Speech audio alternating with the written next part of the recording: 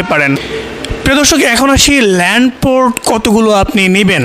রাউটারের মধ্যে পেছনে দেখবেন যে তার অ্যাটাচ করা যায়, অর্থাৎ একটা রাউটারের আন্ডারে আপনি ইচ্ছে করলে তার ঢুকিয়ে তারপরে আপনি অন্যান্য অর্থাৎ আপনার যে টিভি রয়েছে, কম্পিউটার রয়েছে, দর্শক এরকম যে সকল কাজগুলো আপনার সিসিটিভি রয়েছে এইগুলোর মধ্যে যদি আপনি লাইন দিতে চান তাহলে আপনার ল্যান্ড পোর্ট কিন্তু দেখে নিতে হবে। অর্থাৎ আপনার রাউটারের পেছনে যেই তার লাগানোর জন্য, কেবল লাগানোর জন্য যে সিস্টেমটা থাকে অবশ্যই দেখে নেবেন যে আপনার কাজের পারপাসে এটা কি পারফেক্ট কিনা।